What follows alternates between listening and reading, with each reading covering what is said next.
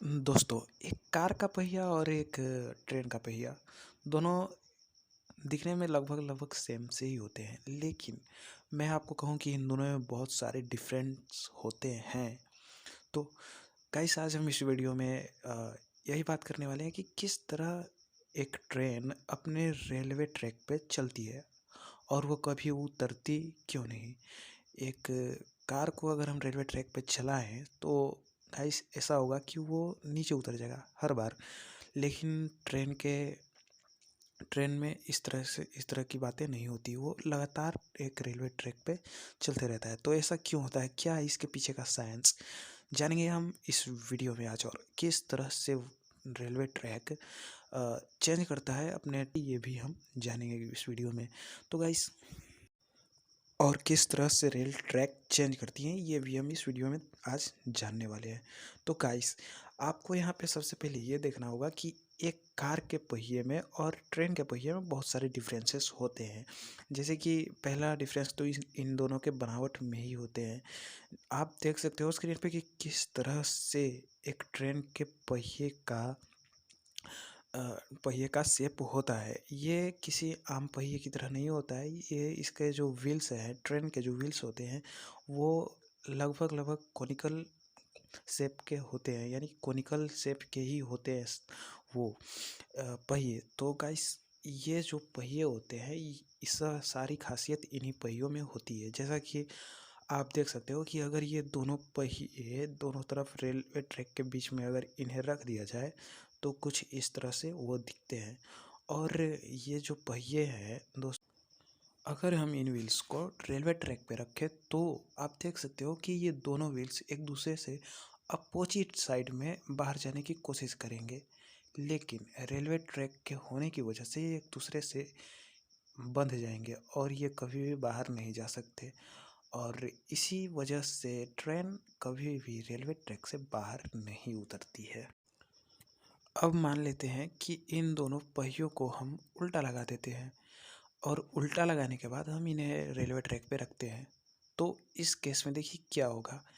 जब भी हम इस ट्रेन को आगे बढ़ाने की कोशिश करेंगे तो एक पहिया बाहर की ओर फोर्स लगाएगा और ये कुछ इस तरह से नीचे की ओर जाएगा और दूसरा पहिया ऊपर की ओर उठेगा और इस तरह रेल अपने ट्रैक से बाहर आ जाएगी।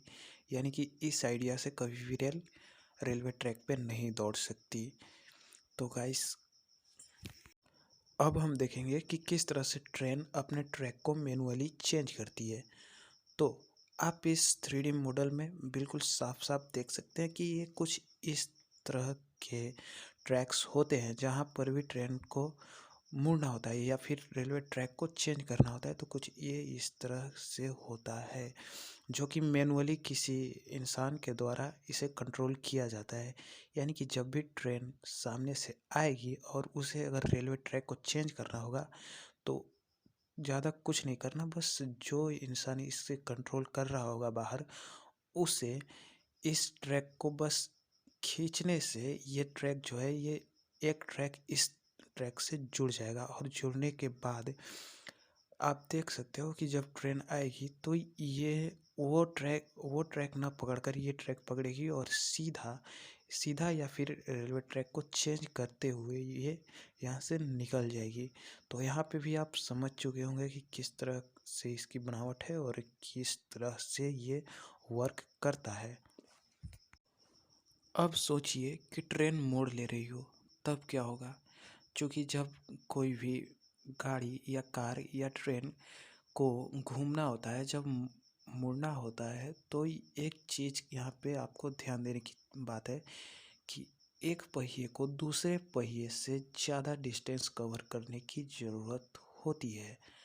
आप इस 3D मॉडल में इजीली देख सकते हो कि एक ट्रैक का जो रेडियस है वो दूसरे ट्रैक से कम है और एक ट्रैक का ज़्यादा है। तो ऑब्वियसली बात है कि ये तो ऑफिशियली एक पहिए को दूसरे पहिए से ज़्यादा डिस्टेंस कवर करना होगा, लेकिन कैसे कैसे ये एक पहिया दूसरे पहिए से ज़्यादा डिस्टेंस कवर कर सकता है। लेकिन दोस्तों, यहीं पे इस कोनिकल शेप वाले व्हील्स के खास खास बात आती है, क्योंकि जब रेलवे अपने ट्रैक पे चल रहा होता है और उसे कोई मोड़ लेना होता है, तो आप देख सकते हो इस एनिमेशन में कि जैसे ही ट्रेन मोड़ लेने वाली होती है, या फिर जैसे जैसे ट्रेन मोड़ ले रही होती है, उसी तरह से ट्रेन के जो व्हील्स हैं गाइस, वो जो जिस व्हील्स को कम डिस्टेंस कवर करना होता है, वो थोड़ा सा नीचे की ओर झुक जाता है, जिसकी वजह से वो उसका जो कांटेक्ट पॉइंट है वो सबसे ऊपर वाले हिस्से पे ना होकर सबसे लगभग लगभग नीचे वाले हिस्से पे होता है। और इस वाले हिस्से पे जाते ही जो दूसरा पहिया है, उस उसका कांटेक्ट बड़े वाले हिस्से पे होता है ट्रैक के साथ। और इस तरह से ये दोनों जो पहिए हैं, वो एक पहिया छोटे पहिए की तरह और दूसरा पहिया बड़े पहिए की तरह बिहेव करने लगता है।